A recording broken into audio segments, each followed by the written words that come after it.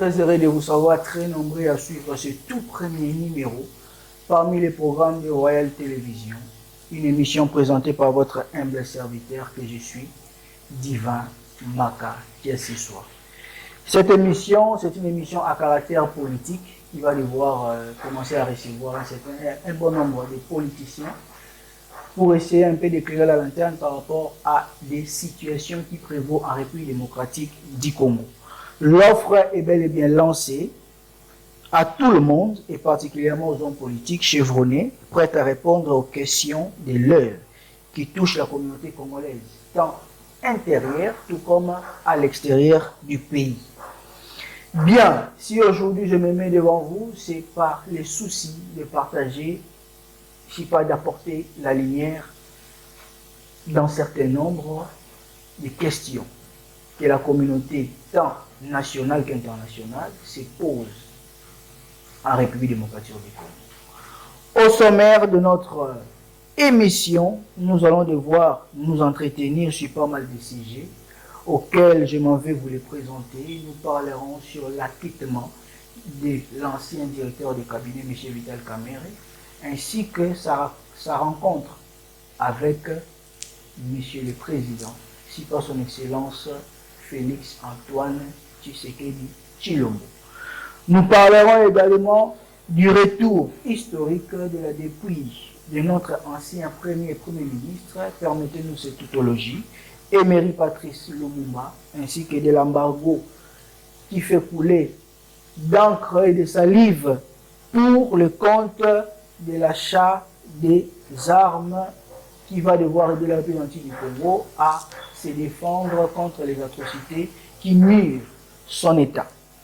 Et en dernier lieu, nous allons commenter la situation qui prévaut à l'est de notre pays, qui touche à cœur la République démocratique du Congo, le FARDC face au M23.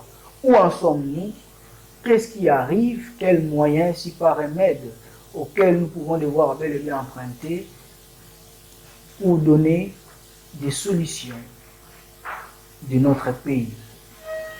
Bien, chers téléspectateurs, sans plus tarder, nous entrons dans le vif de notre sujet. J'aimerais me mettre dans la peau d'un analyste politique que d'un journaliste. La situation qui venait de se faire dans notre pays concernant l'acquittement de M. Vital Kamerhe a fait couler beaucoup d'encre et de salive. Vous allez devoir constater que bon nombre de compatriotes ont pu réagir par rapport à sa sortie. Beaucoup sont contre la décision que la Cour de cassation avait émise sur la personne de M. Vital Kamerhe. Et allez-y voir la suite au cours d'appel, qui était la seconde instance que la partie Kamerhe était allée saisir pour réduire sa peine. Et aujourd'hui, sa peine est vidée. Ce monsieur est totalement libre. Est-ce pour ou contre? Vous savez, quand ça brûle chez les voisins, les autres se mettent à crier, à rire et à apporter des commentaires. Mais tandis que eux-mêmes, les vainqueurs, se réjouissent sans faille. Pourquoi? Parce que ça va de soi. Moi, en tant que journaliste, j'ai pu suivre ces procès à long et à large. M. Vital Kamerhe avait qualifié ces procès de procès politiques. Mais aujourd'hui, ça devient un procès cynique. Pourquoi? Parce que les ficelles ont été tirées de son côté. Je suis centriste et je suis neutre. Pourquoi? Parce que nous connaissons et nous comprenions qu'en politique, toutes les méthodes sont bonnes. La politique se définit comme étant une attitude ou un comportement qu'on adopte face à une réalité. La réalité actuelle, nous pouvons les regarder comme telle. Pourquoi? Parce que la sortie de M. Vital Kamerhe va devoir découler beaucoup de supputations. Sa personne même dérange. Les procès également. Comment quelqu'un qui a été accusé pour ses projets de 100 jours, avoir détourné plus de 57 millions de dollars, et qu'aujourd'hui la justice se prononce sans faille en disant que non, Monsieur, dans les chefs d'accusation des Caméré, on ne retrouve rien. Le dossier est vide, il est bien libre. À ce qui concerne les droits, un monsieur qui est lavé comme cela, normalement, on doit le dédommager. Au-delà de ces dédommagements, ces messieurs, le pays doit s'excuser des voies et moyens. C'est ce qui a même nécessité la rencontre qu'il a eue avec les chefs de l'État. Certains commentent la durée, mais ne savent pas décortiquer la teneur qui a existé pendant ces 2 heures de huis clos, ce qui s'est dit entre le président et son ancien directeur de cabinet. Nous, les Congolais, ce qui nous intéresse plus, c'est les brouhahs et non les analyses. C'est ça les problèmes. Nous devons nous rendre compte. On n'a que ces pays, on n'a que la République démocratique du Congo à sauvegarder. Sans la République démocratique du Congo, nous sommes nuls. Nous avons cette nationalité. Moi, ça m'étonne que la sortie de M. Vital Kamerhe puisse faire couler beaucoup d'encre et de salive. Les gens qui l'ont appelé, ils l'ont taxé des voleurs. Aujourd'hui, où sont-ils? Qu'ils reviennent ici pour nous donner des explications claires et distinctes en ce qui concerne aujourd'hui son acquittement. Vous savez, quand quelqu'un est faible, il accuse d'autres personnes d'être contre lui. C'est ce qui se vit dans notre politique. Si vous avez un avis partagé ou contraire à ce qui s'est fait, joignez-vous à nous. Les numéros sont bel et bien affichés au bas de vos petits écrans. Vous serez reçus sur ce plateau et nous apporter la lumière. À ce que moi je sache, la sortie de M. Vital Kamerhe aura bel et bien des répercussions politiques dans les jours à venir. Lui-même en a dit aux sorties de sa conversation avec le président de la République qu'il aura un rôle à jouer. L'union sacrée doit être reconstituée.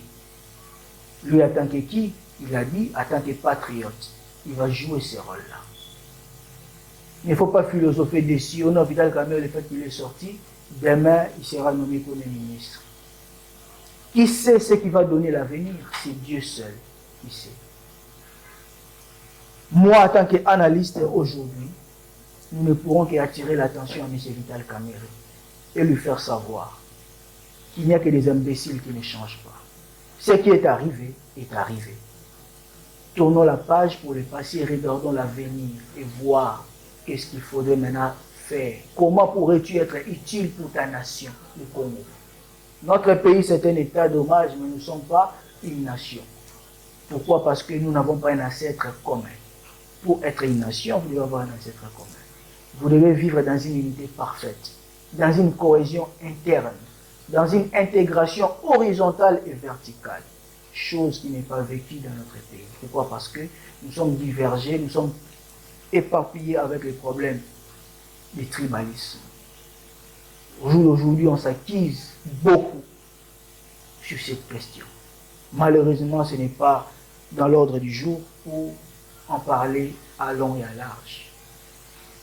J'aimerais avoir un œil assez regardant par rapport au retour de notre ancien Premier ministre, Emery Patrice Lumumba. Aujourd'hui, élevé encore une fois de plus au rang des héros nationaux, des pionniers Emery, Kasavubu, Laurent Désiré Kabila et Lumumba. Non seulement il est élevé à ce titre, il n'était pas seul avec ses 2 compagnons d'élite, Okito et Maurice, les 2 qui ont tombé ensemble. Mais pourquoi seulement fallait attendre 61 ans après pour nous ramener ce corps-là, bien qu'échantillon, avec la dent? Pourquoi? C'est ça la question que nous nous posons. Bien que traditionnellement ça joue un grand rôle, le fait que son corps est retourné dans son pays natal. Mais pourquoi seulement fallait attendre 61 ans après? Son corps est arrivé quelques jours après, c'était le 30 juin. le jour où on a pu encore commémorer les 3 jours de deuil national qui étaient bien calculés par les programmes du gouvernement, auxquels initiés par le chef de l'État. C'est bien, mais je trouve que ce n'était vraiment pas essentiel que cela se passe de la sorte. Le roi de la Belgique le fait de venir au pays, ça aurait dû être important que sa venue puisse être accompagnée de cette dent-là.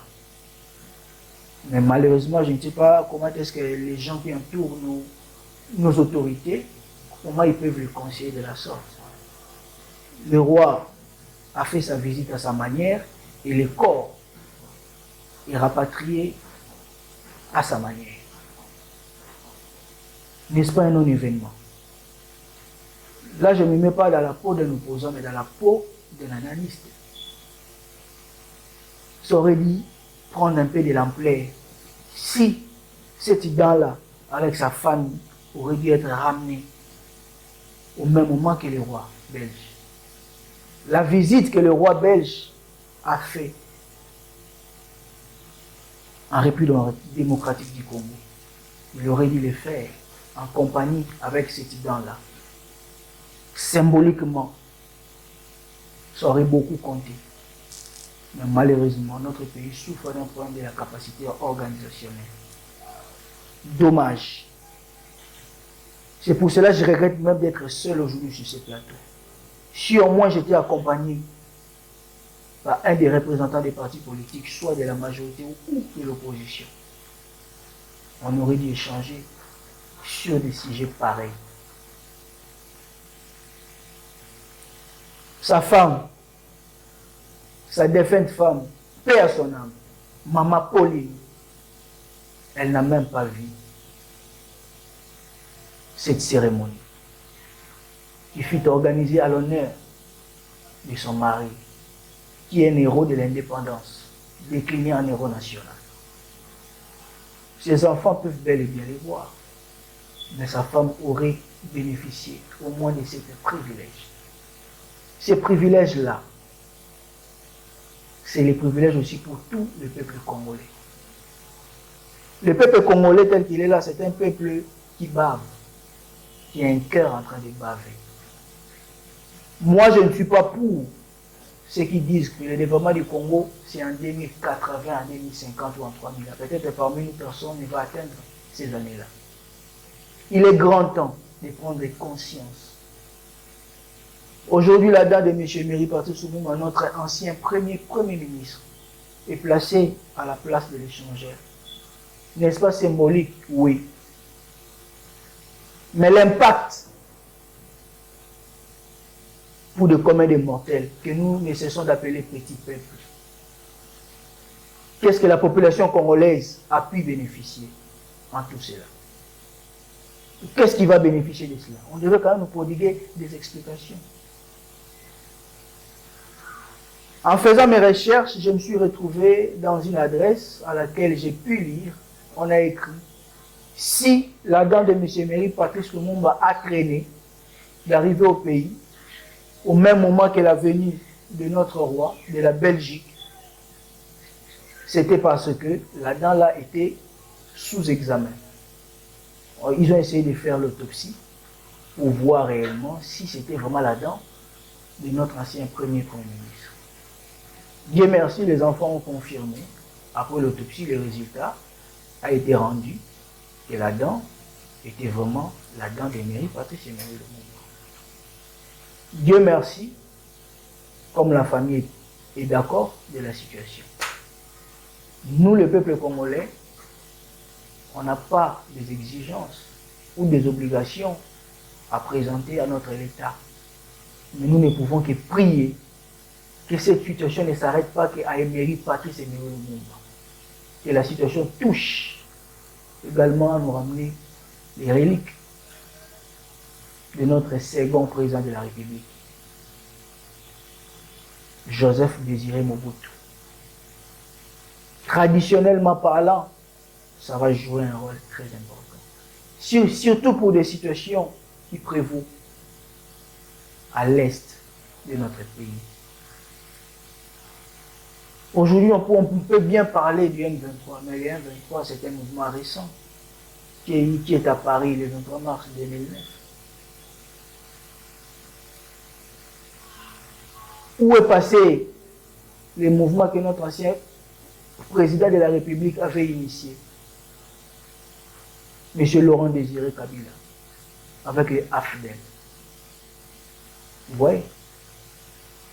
Le M23, là, c'est les diminutifs des AFDEL. Notre pays ne savent pas négocier les enjeux.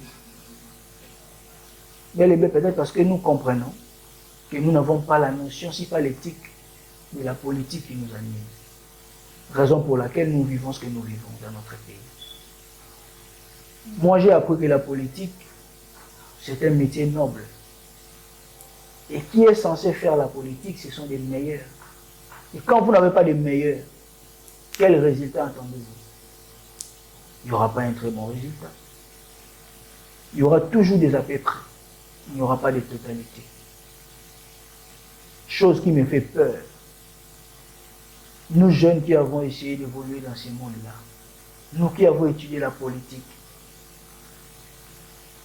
est-ce capable à mettre en œuvre ou en pratique les notions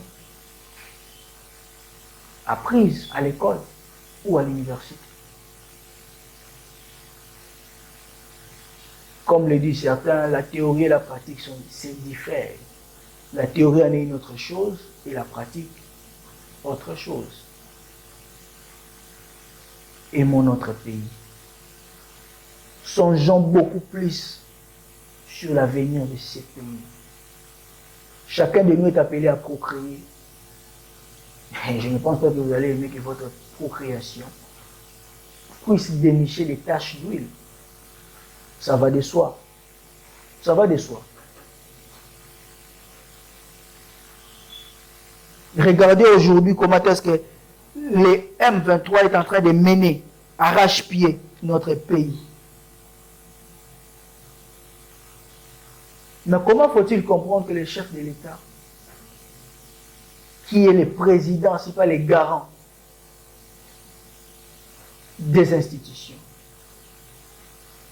peut se permettre d'aller signer un accord liant notre pays comme membre effectif dans l'organisation des pays de l'Afrique de l'Est. Chose qui n'est pas mauvaise. C'est peut-être pour des relations multilatérales. Parce qu'une relation bilatérale, c'est une relation entre des pays. Mais quand c'est multilatéral, c'est avec plusieurs pays. C'est bien bon de le faire. C'est pour faire épanouir votre nation, le faire entendre sous d'autres cieux. Ça, c'est sur le plan positif. Mais sur le plan négatif, il faut voir les enjeux. La RDC se trouve au centre de l'Afrique. Il est utile pour le nord, le sud, l'est et l'ouest. Mais à l'heure actuelle, ce n'était pas évident que notre pays aille signer un tel accord. Je ne le dis pas en l'air, j'ai des soubassements. En menant mes recherches, je me suis retrouvé dans la thèse où même lui-même, le porte-parole du gouvernement de la République démocratique du Congo, M. Patrick Mouyaya, s'est dit satisfait de ce soutien des forces régionales. Mais sans le Rwanda, il le précise bien, sans le Rwanda. Comment tu peux le dire ainsi? En tant que le Rwanda, l'Ouganda, le Burundi sont membres des États de l'Afrique de l'Est. Parce que l'Afrique de l'Est est composée de 13 États, notamment ces 3 co-attaquent notre pays, sont membres de cette organisation. N'est-ce pas dire la chose et son contraire? Nous avons critiqué ici M. Laurent Désiré Kabila lorsqu'il avait dit que non, nous n'allons pas demander de l'aide extérieure. Nous allons faire développer notre propre pays avec des ressources intérieures. Nous l'avons traité de tous les mots. De quelqu'un qui ne connaît pas la politique. Il ne maîtrise rien en politique. Il peut beau rester faire ses commerces comme il en a toujours bien fait. Mais laissez la politique aux politiciens. Tout ça parce que nous ne réfléchissons pas. Si on pouvait comprendre, cela, on ne pouvait pas le dire ainsi. Pourquoi? Parce que l'opinion internationale est divisée. Vous n'allez pas imaginer à la personne de l'ancien secrétaire d'État américain, M. Herman Cohen, qui dit ceci, j'aimerais vous le lire. Il appelle la RDC à lutter seule face au M23. Pourquoi il le dit ainsi? Parce que la racine du problème, c'est la faiblesse de l'État congolais, ainsi que de son armée qui est défaillante sur le plan structurel. Notre armée n'est pas structurée. Nous avons beau crier état de siège, mais où en sommes-nous? Qu'est-ce que ça donne? Quand un adversaire sait détecter vos failles, vos faiblesses, dites-vous que vous avez perdu.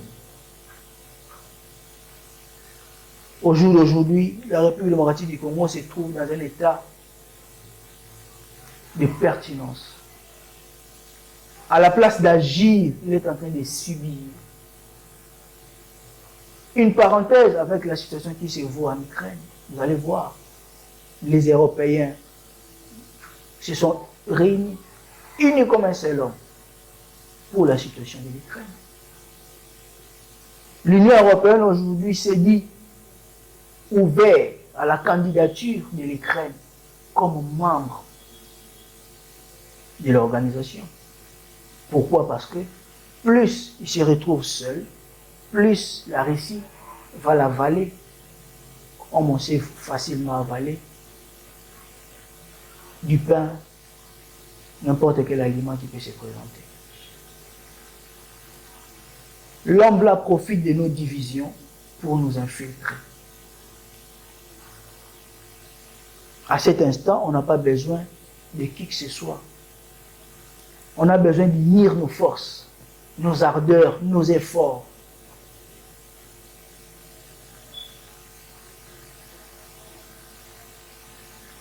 Les pays comme la Chine, à l'époque, il avait les statuts d'un État du tiers-monde. Aujourd'hui, il n'en est plus.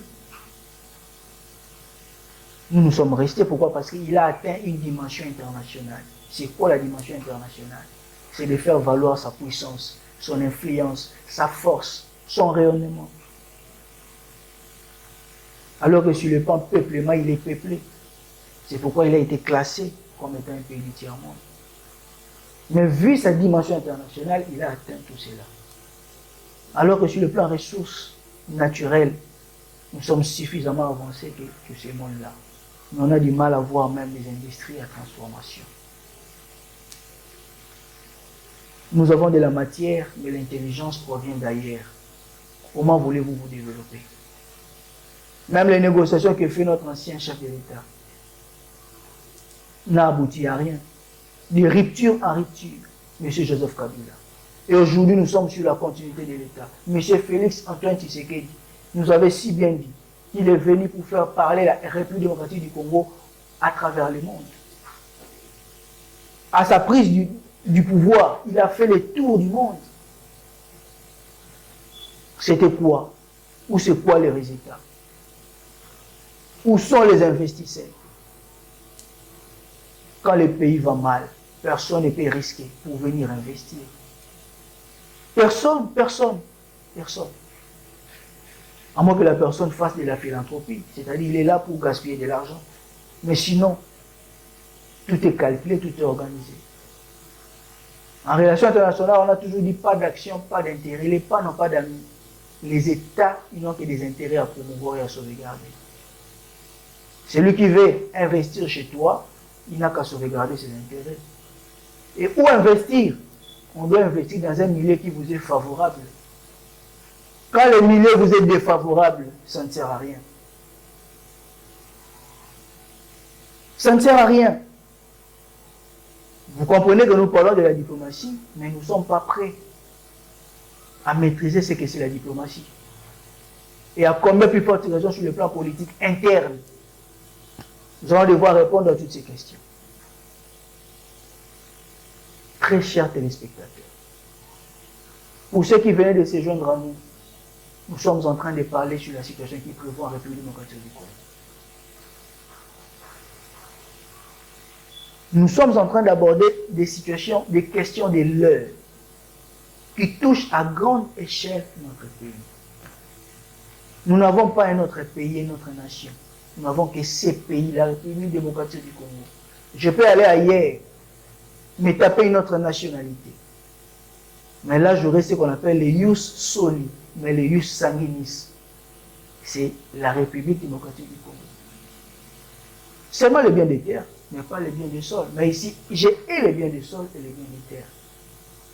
Les gens qui nous gouvernent, prenez-en conscience. Pour aller de l'avant, nous devons regarder derrière et à côté ce qui nous entoure et ce qui nous mène. Moi, je crains que la situation de l'Est persiste, même au changement du régime. Nous avons cru que M. Joseph Kabila, après avoir laissé les flambeaux à M. Félix Tshisekedi, qu'on allait constater des changements. Mais les changements ne sont qu'à venir. Mais les changements ne sont pas vécus. Pourquoi? Une vie qui demeure toujours rêve, sans avoir à se réaliser, n'est pas appelée vie. Les changements, qui n'est toujours un slogan, mais qui n'est pas du vécu pour le peuple congolais, c'est dangereux. À quoi bon se mettre en chemise, cravate à 4 épingles, mais votre pays ne va pas? À quoi bon voyager, faire le tour du monde et revenir au pays avec des discours éloquents et que la misère continue à gangréner la population congolaise et qui va seul pour prendre des décisions via son pouvoir discrétionnaire? N'est-ce pas une violation? Mais certains disent non, il a agi ainsi, c'était de façon exclusive. Parce que la situation de l'État est tragique. Il ne peut qu'agir ainsi. Et en revanche, quand tu fais le Parlement, n'est-ce pas accompagner les chefs de l'État, mais ils l'ont laissé ainsi. Maintenant, c'est en lieu et place du gouvernement que le débat est lancé. Chers téléspectateurs, comprenez que notre pays a besoin de tout pour faire un bloc. Et non de rien. Aimons ce pays, soutenons la République démocratique du Congo. Parlons beaucoup plus du bien de ces pays et non de son contraire. On se promène, nous, nuit et jour, pour le bien-être de ces pays. Mais c'est quoi les résultats? On est passé de gouvernement en gouvernement, mais rien ne change toujours. La situation qui prévaut à l'est de notre pays, je ne sais crier à haute voix, mais je peux tout simplement vous rassurer. Le mal est profond pour ces côtés. C'est un combat des multinationales. C'est un combat de puissance internationale. C'est à eux de prendre la décision pour équilibrer. Ils doivent équilibrer la situation. Pour certaines langues, l'Est des pays doit devenir un terrain neutre auquel la République démocratique du Congo va devoir se réunir pour puiser. Et le Rwanda en tête, en chef, doit également venir exploiter. Le chef de l'État en place a été de bon cœur en destinant la raffinerie de l'or vers le Rwanda. C'était quand même pour apaiser la situation, c'était quand même pour calmer les esprits.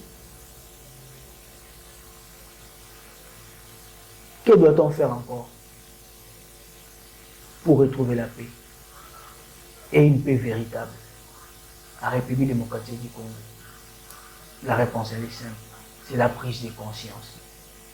Aucun pays du monde ne va aimer ces pays parce que nous égorgeons des richesses naturelles qui est catastrophique, auxquelles on les retrouve en miettes quantité dans leur pays. Comment resterons-nous à l'aise, sans attaque, sans menace? Eh bien, chers amis, notre analyse est bel et bien arrivée à son terme. Vous qui nous avez suivis, nous vous en appelons à la conscience. Aux hommes politiques, la place est à votre portée. Venez apporter la lanterne, éclairer l'opinion au sujet de l'heure. Quant à moi, je m'en vais remercier cette équipe technique qui a été là au four au moulin pour m'assister dans cette présentation. Très chers téléspectateurs, restez branchés sur le programme de Royal Télévision. Et je vous dis au revoir.